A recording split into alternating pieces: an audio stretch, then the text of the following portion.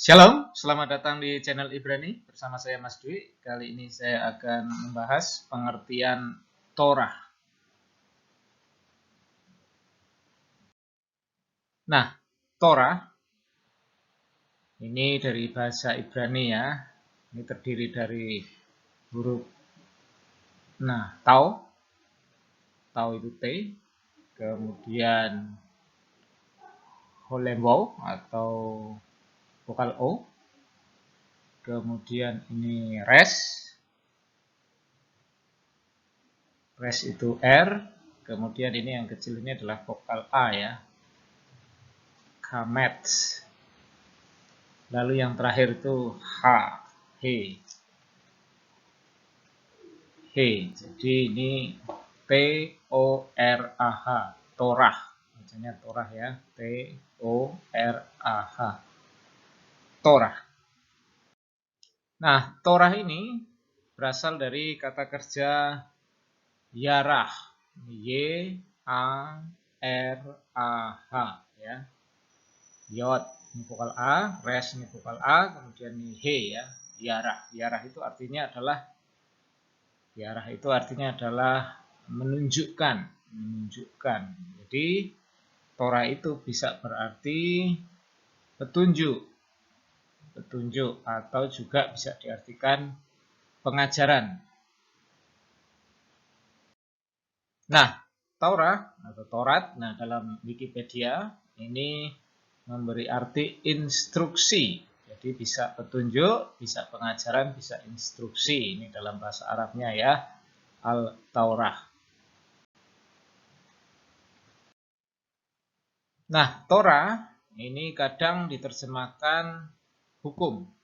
Misalnya dalam Kejadian 26 ayat 5, karena Abraham telah mendengarkan firman-Ku dan memelihara kewajibannya kepadaku, yaitu segala perintah, ketetapan, dan hukum-Ku. Ini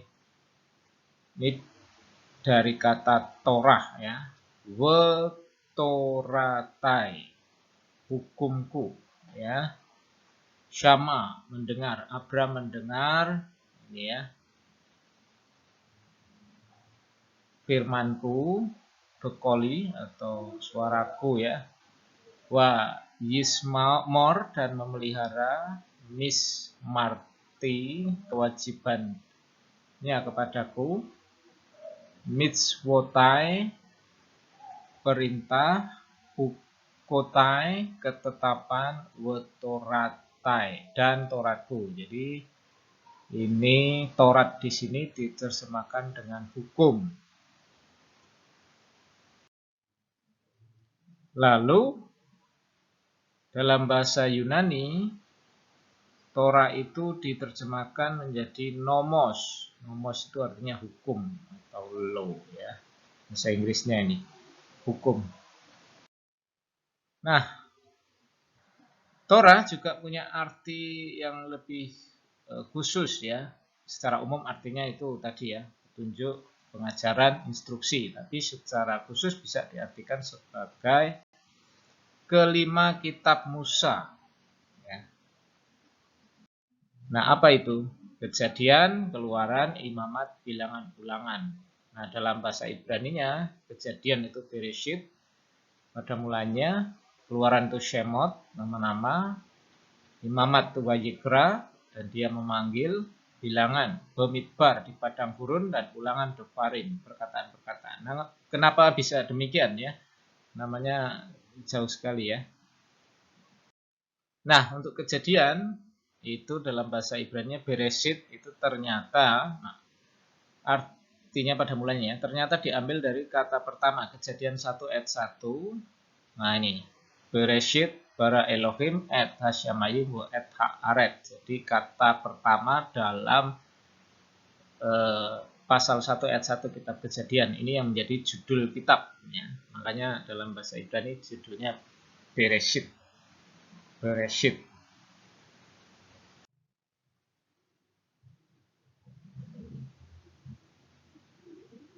Untuk Keluaran itu bahasa Ibraninya Shemot atau nama-nama ya.